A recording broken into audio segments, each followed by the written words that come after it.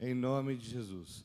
Em nome de Jesus. Pai, eu quero também orar, proibindo toda e qualquer atividade dos invasores nesse lugar. Pai, os roubadores da palavra, nós selamos este lugar com o teu sangue, chamamos os teus anjos que já foram invocados nessa manhã para este lugar, aqueles que o Senhor diz que o Senhor dará ordens ao nosso respeito, que eles sejam posicionados. Pai, que a sua coluna de fogo esteja ao nosso redor, nos guardando, nos estabelecemos, nós selamos a terra, a água, o fogo, o ar, nós cortamos, nós impossibilitamos todo roubo de mente, e que as vidas sejam ativadas pelo teu Espírito Santo, sejam tocadas pelo teu Espírito Santo, sejam movidas pelo Senhor. Pai, que a tua palavra fale profundamente aos nossos corações, porque nós dependemos do Senhor, em nome de Jesus, em nome de Jesus. Aleluia. Eu estava meditando na palavra e eu comecei a estudar no livro de Samuel, 1º e 2º Samuel. E é tremendo quando você começa a ler a palavra em 1º e 2º Samuel, porque ele vai mostrando toda a vida, toda a questão de Davi, a questão de Saul, a sua vida lá no reino, né? E é muito interessante. Quando você chega no capítulo 18 de 1 Samuel, você se depara com Saul com ciúme de Samuel, de Davi. Saul com ciúme de Davi, porque Davi começa a crescer no ministério lá no reino, e Saul fica com ciúme dele, e começa a perseguir Davi. E no capítulo 20, Davi faz uma aliança, ele faz uma aliança com o filho de Saul, e diz para o outro assim: olha, se eu assumir o reino, eu prometo que eu vou defender a sua família, eu vou guardar os seus filhos, eu vou guardar a tua casa. E você da mesma forma, porque era sabido que naquele tempo, quando um reino lutava contra o outro, se o rei, por exemplo, nós estamos aqui em Barueri, se o rei de Carapicuíba viesse aqui, lutasse com o rei de Barueri e vencesse, a primeira coisa que ele dizimava era a família do rei. Eles exterminavam a família do rei. E Davi faz essa aliança com Jonatas, filho de Saul. E no capítulo 31, Saul e os seus filhos são mortos numa batalha. Eles morrem numa batalha, e naquele momento acontece algo tremendo, porque Davi está fora do trono, ele não está no reino, ele está fora do reino. E existe um filho de Jonatas chamado Mefibosete, e Mefibosete é arrancado às pressas ali da região de Israel, e é levado para um lugar. E quando a babá pega esse filho Mefibosete, ela deixa ele cair. E Mefibosete se torna aleijado das pernas. E eu queria ler com você agora em 2 Samuel, capítulo 9. 2 Samuel, capítulo 9. Aleluia. E na minha versão ele diz assim: certa ocasião, o versículo 1, certa ocasião, Davi perguntou: resta ainda alguém da família de Saul a quem eu possa mostrar lealdade por causa da minha amizade com Jonatas? Resta alguém? E ele repete no verso 3, perguntou-lhe Davi a Ziba: resta ainda alguém da família de Saul a quem eu possa mostrar de lealdade, a lealdade de Deus? E respondeu Ziba: há ainda um filho de Jonatas, aleijado dos pés. E hoje eu quero falar um pouquinho sobre os nossos pés. Hoje eu quero falar um pouquinho sobre o que significa os nossos pés, para que eles servem, por que nós temos que estar com os pés cuidados. E essa é uma coisa muito importante. E Ziba diz para Davi da seguinte maneira: existe um Mefibosete, aleijado dos pés, que está lá em Lodebar. Ele está lá em Lodebar, e o rei Davi diz assim: manda buscar Mefibosete, porque o favor do rei atendeu a ele, o favor do rei chegou até Mefibosete. E talvez, quando você ler essa passagem, leia na tua casa, você vai começar a identificar coisas muito semelhantes à nossa vida. Muito semelhantes à nossa vida. E um determinado dia, você estava lá na tua casa, você estava no conforto da tua casa, e você sentiu que você estava aleijado dos pés. E da mesma forma que o rei Davi se importou com Mefibosete, o rei Jesus disse assim: há alguém ainda da linhagem de Abraão a quem eu devo usar de misericórdia. há ainda alguém da linhagem de Abraão a quem eu devo usar de misericórdia? E naquele dia o Espírito do Senhor se moveu, e ele foi até lá em Santo André onde eu estava, e ele disse assim: Mefibosete, venha, porque o rei está te chamando. Mefibosete, vem porque o rei está te chamando. E da mesma forma, hoje ele deve ter ido lá em Osasco e diz assim: Priscila, o rei está te chamando para estar sentado como filho na mesa do rei. E muitas vezes nós não fazemos essa ligação. Nós lemos a história que está falando aqui de Saul, de Davi, de Jonatas, de Mefibosete, e nós simplesmente desvinculamos da nossa história e entramos no conhecimento que nós temos recebido e achamos, é mais uma história da Bíblia, é mais uma história da Bíblia. Mas a história de Mefibosete, ela se relaciona conosco, ela tem uma ligação direta conosco e com a nossa vida. Quando nós somos encontrados no nosso estado de pecado, quando nós somos encontrados no nosso estado de prostituição, de bebedice, de mentira, de engano, de falência do nosso casamento, nós somos encontrados como Mefibosetes, e nós não valorizamos isso. Mas o rei falou assim: vai buscar Mefibosete lá em Lodebar. Busca Mefibosete em Lodebar. E ele mandou buscar cada um de nós, porque o rei tem algo para falar com você hoje. O rei quer tratar com você, ele quer tratar de algo muito importante. Ele quer tratar de algo muito importante, porque ele diz que ele tem uma aliança com você. E Jesus, ele quer usar de bondade para conosco, e não porque nós somos os melhores. Não porque nós temos uma posição social, não porque nós temos uma posição financeira, não porque nós temos tudo que nós achamos que está certo, talvez um casamento de aparência. Ele está dizendo que ele tem uma aliança que foi estabelecida na cruz. Quando Jesus determinou que ele vinha morrer na cruz do Calvário pelas nossas vidas, ele sabia que havia algo que em nós, não havia justificativa em nós, não havia justificação em nós. Mas a palavra de Deus diz em Romanos 3, 22, 23, ele fala a respeito da aceitação de Deus para conosco. Deus nos aceitou através do sacrifício de Cristo. Se não fosse o sacrifício de Cristo, nós ainda estaríamos em Lodebar. Nós estaríamos ainda num lugar árido, num lugar seco, ainda estaríamos num lugar escondido, longe da presença de Deus. Mas o rei mandou te chamar. O rei mandou te chamar, e o rei tem pressa. E o rei tem pressa que você venha. E talvez, como Mefibosete, nós sejamos... Quem era Mefibosete? O que você entendeu de Mefibosete? Mefibosete, ele era da linhagem real. Ele era neto do rei. Ele era filho do príncipe Jonatas. Ele era de uma linhagem real. Mas talvez como Mefibosete, nós como filhos do rei Jesus, estejamos vivendo fora do que Deus planejou para nós. Talvez nós estejamos vivendo fora do que Deus planejou para nós. Nós estamos dizendo aqui que Mefibosete, ele estava vivendo uma vida de miséria. Mas você pode dizer assim: do que você está falando? A minha conta bancária está tudo em ordem. Lá em casa está tudo em ordem. Mas o quanto você tem conhecido da palavra de Deus? O quanto você tem lido da palavra de Deus? O quanto você tem se dedicado a conhecer esse rei? O quanto você tem obedecido aquilo que ele manda? Eu faço uma pergunta muito comum quando eu estou ministrando: por que Jesus não pecava?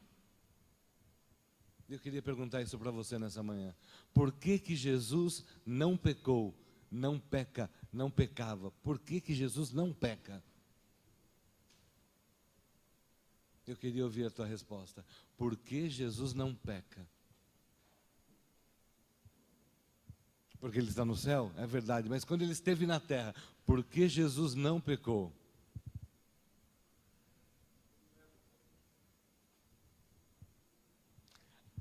Porque ele só fazia a vontade do Pai. Porque ele só fazia a vontade do Pai. E muitas vezes nós conhecemos isso, nós lemos essa palavra, mas nós não a praticamos na sua intensidade, na sua inteireza. E nós muitas vezes estamos vivendo uma vida de miséria espiritual. Estamos como filhos do rei, como herdeiros do rei, comendo das migalhas que caem da mesa. Estamos comendo da migalha que cai da mesa. Você tem na sua mão, eletronicamente ou no impresso, você tem um banquete, mas você se limita a comer das migalhas que talvez nós, como ministros, possamos te oferecer. Tem muito mais do que isso. Tem muito mais do que isso. Eu lembro uma vez conversando com Wesley, entrando só no tema do Carlos, ele dizia assim: quando você lê em Atos, eles vendiam tudo e compartilhavam. Eles compartilhavam o todo, para que todos tivessem uniformidade. E muitas vezes nós estamos aqui como Mefibosete, com as nossas pernas paralisadas. Nós viemos para o reino, nós ouvimos o chamado do rei. Nós ouvimos ele dizendo: ei, venha para a mesa do rei. E nós viemos com as nossas pernas aleijadas, mas com os nossos pés tortos, temos sido levados para longe da presença do rei. Os nossos pés têm nos levado para longe da presença do rei. E apesar disso, nós não podemos esquecer que Deus é tremendo. E hoje é o Deus, eu costumo dizer que Ele é o Deus da segunda chance. E amanhã Ele vai ser o Deus da segunda chance. E depois de amanhã Ele vai ser o Deus da segunda chance. Porque Ele não falha, porque Ele não muda. E as misericórdias dEle se renovam a cada manhã. As misericórdias se renovam a cada manhã. E Ele está nos chamando para um despertamento. Desperta a igreja. Porque nós estamos vivendo um tempo onde os cristãos estão sendo mortos. E o que você tem feito? Ah, mas é lá no Egito, Samuel. É lá no Oriente Médio, não tem nada a ver com Alphaville. Até chegar em Alphaville, já vai ter matado um monte de cristão lá em Carapicuíba. Vai demorar a chegar em Alphaville, porque nós temos segurança particular. Estão matando os nossos irmãos. E o que você tem feito? O que você tem feito? E a palavra de Deus diz no Salmo 62, verso 8, que Deus nos chama para um tempo de confiança nele. Ele está nos chamando para confiarmos nele, para perguntarmos o que Ele tem para nós. Senhor, o que o Senhor tem para nós? Nós queremos confiar no Senhor. Ele nos chama para essa intimidade, para essa confiança. No Salmo 100, verso 5, Ele nos alerta para a bondade, amor e fidelidade dEle para conosco. Nós temos caminhado, e a bondade dEle tem permanecido nas nossas vidas, e muitas vezes nós não enxergamos. Nós não enxergamos, nós não vemos isso porque é como se tivesse um véu que nos escondesse, que nos encobrisse a fidelidade e o amor de Deus. Em Efésios 2, 4, 5, fala da grande misericórdia do Senhor. A grande misericórdia do Senhor. Efésios 2, então ele diz assim nos versos 4 e 5: todavia, Deus que é rico em misericórdia, pelo grande amor com que nos amou, deu-nos, juntamente com Cristo, quando ainda estávamos mortos nas nossas transgressões, pela graça vocês são salvos. Ele está informando que nós somos salvos pela graça, mas que muitas vezes nós esquecemos dessa grandeza. Esquecemos dessa misericórdia, porque a bonança chegou na nossa casa. E a bonança é algo fantástico. Quando nós estamos tudo bem, está tudo bem lá em casa. Está tudo bem, tão bem, ao ponto de que nós esquecemos quem foi que deu. Nós esquecemos quem foi que fez aquilo. Nós esquecemos que tudo que Ele nos dá, não é simplesmente para que nós engordemos e fiquemos flutuantes, mas é para investirmos no reino dEle, no reino dEle. Você já foi alcançado como Mefibosete, mas existem muitos e muitos e muitos Mefibosete, esperando o favor do rei, que vai vir através de você, dizendo: ei, o rei mandou te chamar. O rei mandou te chamar. Existem ainda muitos Mefibosetes que estão aguardando a manifestação da sua vida. E a Bíblia, quando ela fala dos nossos pés, os pés na Bíblia simbolizam o nosso caminhar, a nossa caminhada. E se os nossos pés, se os pés de Mefibosete estavam tortos, como que anda alguém com os pés tortos, com os pés aleijados? Como anda? Devagar, ele anda devagar, mancando. Ele anda assim? Como que ele anda? ele tem que olhar o caminho que ele tem que andar. Ele anda cabisbaixo, porque ele precisa procurar o caminho. Ele precisa andar, e talvez, muitas vezes, nós estamos andando cabisbaixos.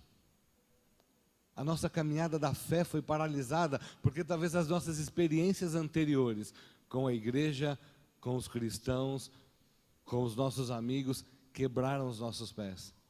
Quebraram, paralisaram a nossa caminhada. Paralisaram o nosso ministério, paralisaram a nossa confiança em Deus. E à medida que isso aconteceu conosco, quando alguém te decepciona, como você se torna em relação àquilo, àquela situação, quando você está magoado? Duro. Você se torna duro, você se torna resistente, você se torna amargo, você se torna desobediente e você passa a fugir de Deus. Quando você tem essas experiências, você quer sair da presença de Deus. E dentro dessas experiências anteriores, nas quais nos tornaram amargos, eu vou te fazer uma pergunta, como está a tua identidade em Deus? Como está a sua identidade em Deus? Quem é você em Deus? Quem é Jesus para você? O que você tem feito para Ele? Diante de tudo que Ele tem feito para você.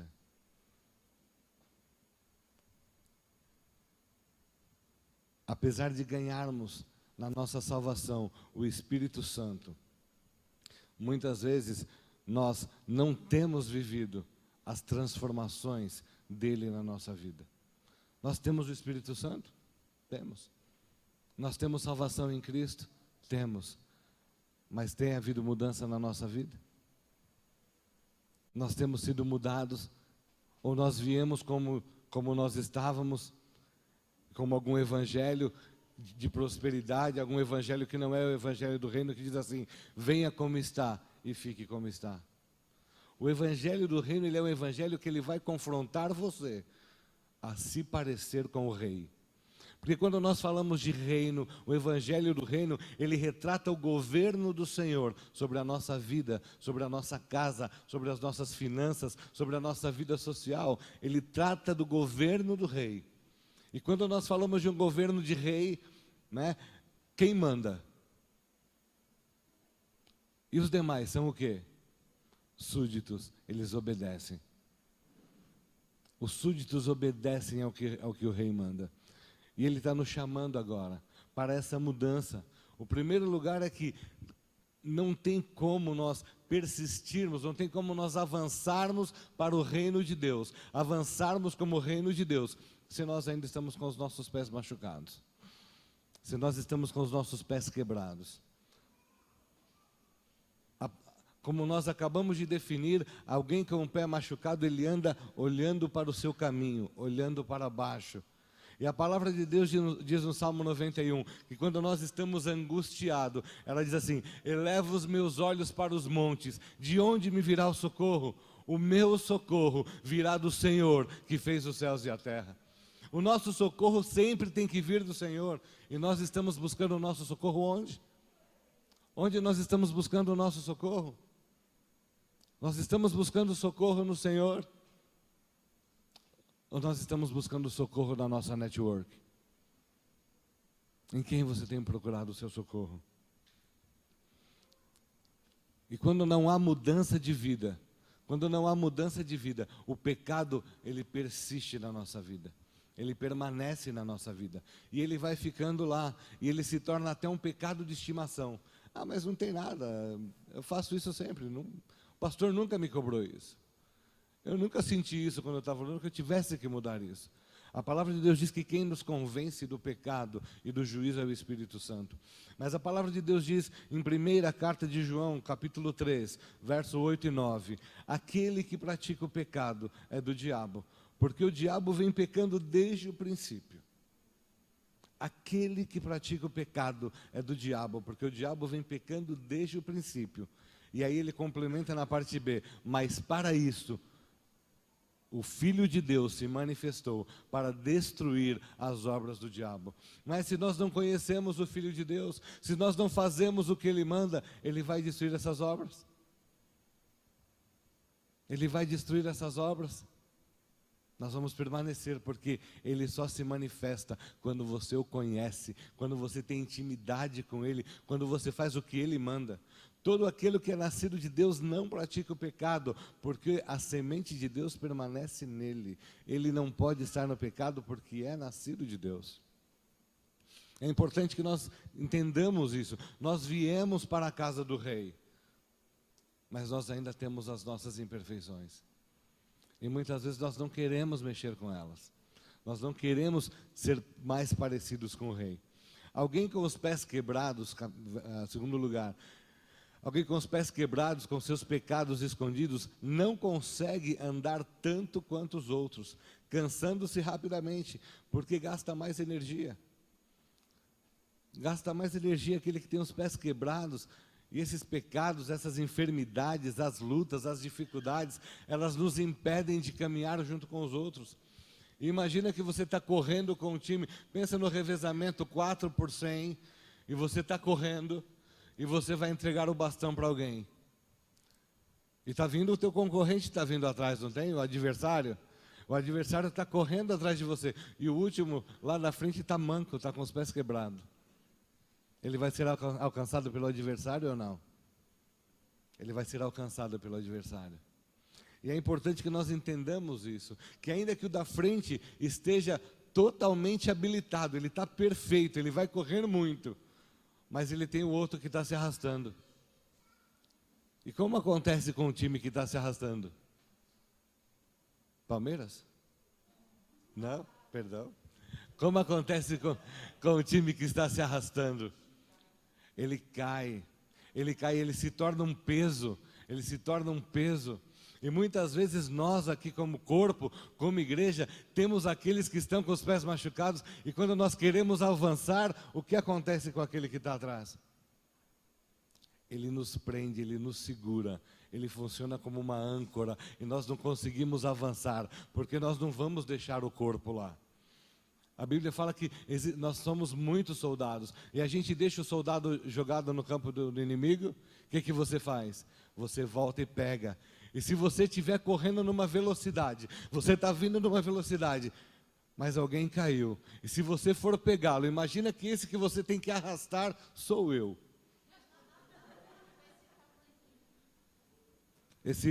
Essa silhueta de bailarino espanhol, você vai conseguir correr comigo?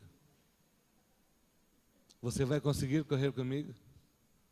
O nosso avanço, ele depende não de não depende do que está aqui, não depende dos nossos apóstolos, depende do corpo. Nós não vamos avançar sozinhos.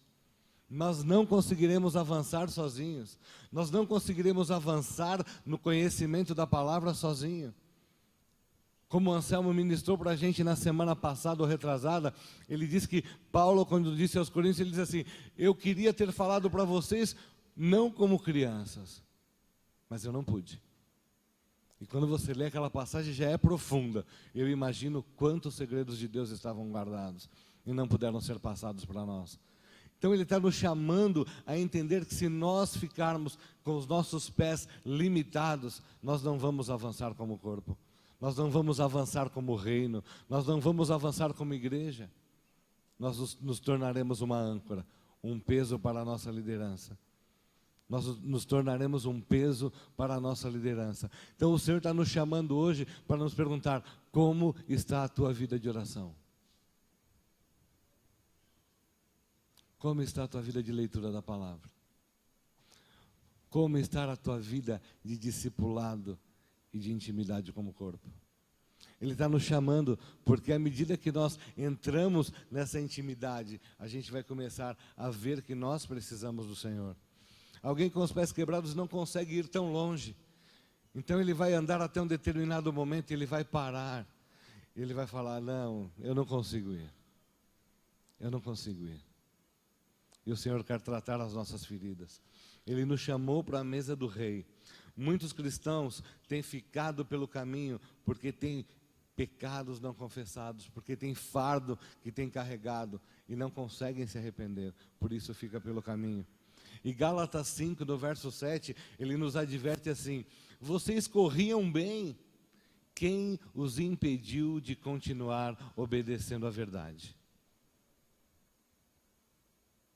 O Senhor está falando aqui em Gálatas 5, que a igreja, nós como corpo, a nossa vida ministerial, ela começou, nós nos animamos, nós tínhamos o primeiro amor, e nós andávamos rápido, nós queríamos ir lá, nós queríamos cantar, nós queríamos organizar as cadeiras, nós queríamos ajeitar a oferta, nós queríamos fazer tudo isso assim. Vocês corriam bem, quem os impediu de continuar obedecendo à verdade? Que ensinamento você tem recebido? Quando nós olhamos as vãs filosofias que estão sobre a terra, elas nos trazem conhecimento que dizem que Jesus não vai voltar mais. Algumas dizem assim, você pergunta para ela assim, quem é Jesus? Ela fala, Jesus para mim é tudo. E aí ela completa, e tudo é Jesus. Né? Profundo, né? Mas é um ensinamento de engano. É um ensinamento de engano. Ele está dizendo que nós perdemos a nossa velocidade de locomoção. Nós perdemos a nossa velocidade de levar os outros ao Evangelho. Quando você lê Romanos 10, versículo 9 e 10, ele diz assim, se com a tua boca confessares Jesus Cristo como Senhor e Salvador, em teu coração crerdes que Deus o ressuscitou dos mortos, será salvo. Porque com a boca confessa para a salvação e com o coração crê e multiplica esse evangelho. Você vai falar aos outros. E quando eu olho que nós vamos falar aos outros, eu vejo aqui que nós paramos de falar. Nós paramos de caminhar. Essa corrida foi interrompida. As nossas células, nós falávamos das nossas células, elas não têm se multiplicado. E quando você fala em célula, qual é o conceito? Em biologia, multiplicação. E nós temos nos tornado um grupo pequeno. Mas ele era para ser um grupo pequeno que se multiplica e forma outro grupo pequeno, e forma outro grupo pequeno, e forma outro grupo pequeno. Quem foi? Vocês corriam bem. Quem foi que os ensinou? Quem os impediu de continuar obedecendo à verdade? O Senhor está nos incomodando nessa manhã. É possível que as circunstâncias da vida tenham feito isso. Elas entortaram os nossos pés. É possível que a nossa própria comodidade. Foi isso que aconteceu com Mefibosete. E ele foi morar em Lodebar. E muitas vezes algumas das áreas da nossa vida, talvez não todas, mas algumas, ainda se encontram em Lodebar. Ainda se encontram em Lodebar. Qual é o significado de Lodebar? Lodebar é lugar árido, sem pasto, deserto, lugar onde vive quem perdeu as esperanças. E talvez alguma área da nossa vida esteja num deserto. Talvez a nossa área sentimental esteja no deserto. Talvez a nossa vida ministerial esteja no deserto. Talvez a nossa vida de intimidade com Deus esteja no deserto. Talvez a nossa vida de leitura da palavra esteja no deserto. A nossa vida de oração esteja no deserto. O que brota no deserto? O que brota no deserto? Nada. Nada. Mas em Mateus 12, 43, diz que quando nós entramos numa ministração e nós confessamos o nosso pecado e somos limpos, aqueles espíritos malignos que saem da nossa vida, eles vão para onde? Para o deserto. Então o deserto é um lugar que multiplica iniquidade, multiplicam os demônios, multiplicam as nossas lutas, as nossas dificuldades, estão lá no deserto. E se esses demônios que saíram e foram lá para o deserto, depois você lê Mateus 12, do 42 ao 45, diz que esses demônios saem e eles vão para o deserto. Como que é o deserto durante o dia? Muito quente. Durante a noite, muito frio. Nem os demônios querem ficar lá. Nem os demônios querem ficar lá. E a palavra de Deus diz que eles saem, vão para esse deserto. Quando eles chegam no deserto, eles dizem assim, não gostei desse lugar. Vou voltar lá para minha casa. Você, vou voltar lá para minha casa. E se eu chegar lá, tiver varridinha, limpinha, ornamentada, cheirosinha, eu vou voltar com quem? Com 7 piores. E o nosso estado se torna pior. Se hoje está árido, ele pode se tornar pior. Mefibosete estava no deserto. Nós já estivemos no deserto. E Mefibosete foi chamado pelo rei para sair daquele lugar. Mas eu tenho uma boa notícia para você hoje. Ainda que você encontre áreas que estejam no deserto, ainda que esteja coisas que estavam tudo atrapalhadas, eu tenho uma boa notícia para você hoje. O rei mandou te chamar. O rei mandou te chamar. O rei não desistiu. Ele mandou te chamar nessa manhã. Ele mandou me chamar nessa manhã, porque Ele quer falar conosco. E no verso 5 de 2 Samuel capítulo 9, ele diz que o rei mandou buscar Mefibosete. E a palavra diz que o rei restituiu tudo a Mefibosete. Ou seja, o Senhor quer nos restituir tudo que o inimigo tem roubado. Ele quer nos restituir a paz, a alegria, a felicidade, a esperança, a saúde, o nosso casamento, a nossa família, o nosso ministério, o nosso chamado, quer seja na adoração, quer seja na intercessão, quer seja no cuidado com as crianças. Ele quer nos restituir. Não merecemos isso. Nós não merecemos isso, porque nós não temos feito a vontade do rei. Mas o rei, aprove ao rei fazer isso por nós. Ele quer nos atender nessa manhã. O rei nos convida para sentar com ele à mesa. Em 2 Samuel, capítulo 9, verso 11, ele nos convida para sentar com ele à mesa. E ele fala para Mefibosete: Mefibosete, você tem família? E ele tem um filho chamado Mica. E ele fala assim: todos os dias, Ziba vai servir ao teu filho Mica, e ele vai plantar, e ele vai colher, vai cuidar de todas as suas coisas. Mas você, Mefibosete, vai sentar comigo na mesa. Você vai sentar comigo na mesa, e não te faltará pão, não te faltará provisão, não te faltará alimento. Não te faltará alimento. Não te faltará alimento. Mas muitas vezes nós não temos sentado na mesa do rei. Mesmo o rei nos chamando para sentar com ele na mesa, nós temos optado a sentar numa mesa diferente.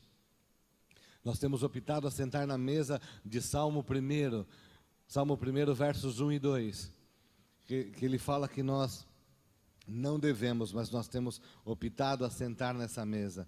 Vamos ler lá Salmo 1, versos 1 e 2.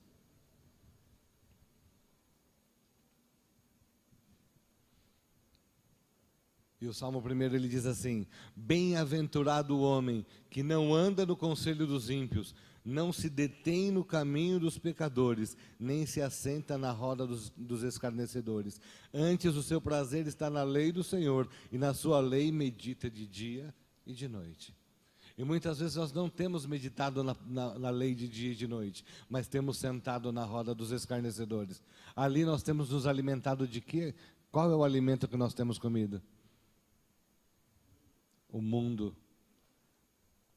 E como o filho pródigo foi e gastou tudo, qual foi o alimento que ele comeu?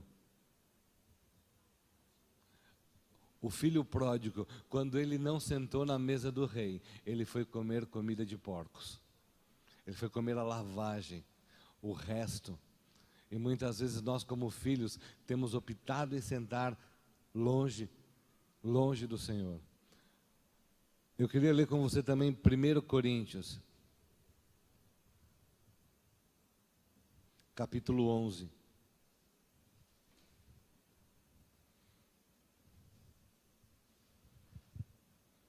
Versos 23 até o 30. E a palavra diz assim: porque eu recebi do Senhor o que também vos entreguei, que o Senhor Jesus, na noite em que foi traído, tomou o pão, e tendo dado graças, o partiu e disse: isto é o meu corpo, que é dado por vós, fazei isto em memória de mim. Por semelhante modo, depois de haver ceado, tomou também o cálice, dizendo: este cálice é a nova aliança no meu sangue. Fazei isto todas as vezes que beberdes em memória de mim. Porque todas as vezes que comerdes este pão e beberdes o cálice, anunciais a morte do Senhor até que ele venha. Por isso, aquele que comer o pão ou beber o cálice do Senhor indignamente será réu do corpo e do sangue do Senhor. Examine-se, pois, o homem a si mesmo, e assim coma do pão e beba do cálice. Pois quem come e bebe sem discernir o corpo, come e bebe juízo para si. Eis a razão, porque há entre vós muitos fracos e doentes, e não poucos os que dormem. O Senhor está nos dando um alerta, porque há entre nós doentes e pessoas fracas. E eu não estou dizendo só física, como espiritualmente, porque nós não estamos discernindo o corpo e o sangue do Senhor na nossa vida.